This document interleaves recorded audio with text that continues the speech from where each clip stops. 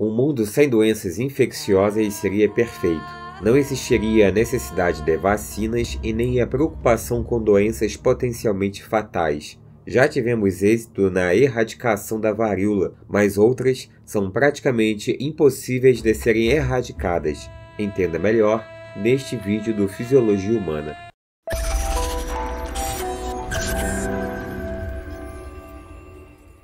Quando falamos de erradicação de doenças, certamente o nome mais lembrado é o da varíola, doença que causou centenas de milhões de mortes e foi erradicada no final dos anos 70.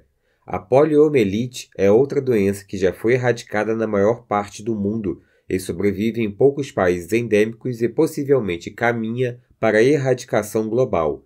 A gripe, por outro lado, também afeta a população humana por um longo período, e sua erradicação sequer é cogitada. Mas quais os motivos para isso? Um deles é o quanto de mutações o vírus causador da doença sofre. Quando somos infectados por um vírus ou tomamos uma vacina, produzimos anticorpos que irão se ligar às proteínas virais. Se o vírus sofre poucas mutações, iremos ficar imunizados contra infecções futuras.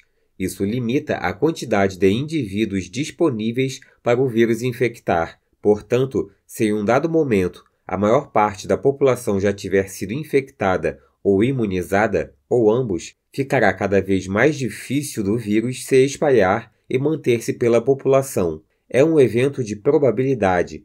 Imagina que você está andando pela rua e cruza com pessoas aleatoriamente. Se poucas pessoas estiverem imunes, aumenta muito a chance de uma delas estar doente e possivelmente te transmitir a doença. Se a maioria estiver protegida, o risco é minimizado. Essa proteção causada pela imunidade da maior parte dos indivíduos é o que se chama de imunidade de grupo ou imunidade de rebanho. Mas caso os vírus sofram muitas mutações, ele pode evadir a resposta imune mesmo daqueles indivíduos que já foram imunizados ou tiveram a doença. Um indivíduo previamente imunizado ou infectado diminui as chances de contrair a doença e, caso contraia, diminui as chances de agravamento. Mas como a imunidade não é completa, o vírus pode continuar circulando. Assim, a mutabilidade é um fator crucial. A vacina para a gripe precisa ser constantemente atualizada exatamente pelo motivo da alta mutabilidade do vírus. O mesmo vale para o SARS-CoV-2, que em pouco tempo desenvolveu diversas variantes capazes de evadir o sistema imune de alguém já vacinado ou que teve Covid. O HIV, causador da AIDS, é outro exemplo. O vírus é tão eficiente em se replicar e gerar variantes que não pode ser naturalmente eliminado do organismo de um infectado. Por isso a vacina para a AIDS é tão difícil de ser produzida. O vírus da varíola foi possível de ser erradicado por sofrer mutações em uma taxa muito menor. O vírus da polio, que possui 3 sorotipos, tem a mesma característica e por isso foi erradicado na maior parte do mundo. Há ainda outras considerações a serem feitas. Se o vírus que nos infecta estiver restrito à nossa espécie, uma vez eliminado, ele não poderá ser reintroduzido novamente em nossa espécie. Animais de outras espécies que mantêm o vírus na natureza são chamados de reservatórios. A varíola não tinha reservatório e, uma vez extinta, não consegue retornar aos humanos. A polio, a mesma coisa. No caso da gripe, além do vírus sofrer muitas mutações, há um grande número de espécies reservatórias, tanto selvagens quanto domesticadas. Patos, galinhas e porcos são um dos exemplos. Apesar da infecção entre espécies diferentes não ser muito comum, ela eventualmente ocorre. Assim, mesmo que fosse possível erradicar o vírus da gripe entre humanos, em algum momento ele possivelmente encontraria uma porta de entrada para retornar.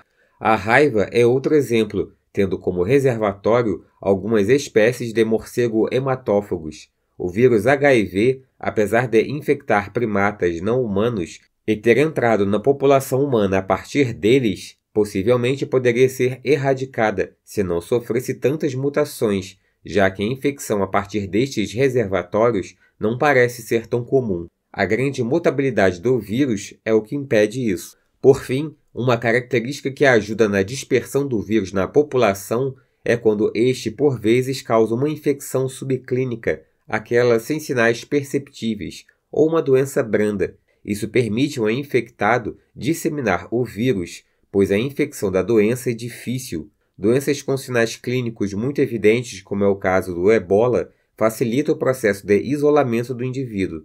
Pessoas com doença subclínica podem ainda sair dispersando o vírus por aí sem saber, como é o exemplo da gripe, mais um fator que torna esta doença virtualmente impossível de ser erradicada. No canal, temos alguns vídeos abordando algumas destas doenças sob diferentes perspectivas. Se quiser dar uma conferida, os links estão na descrição. Obrigado por assistir o vídeo e até a próxima!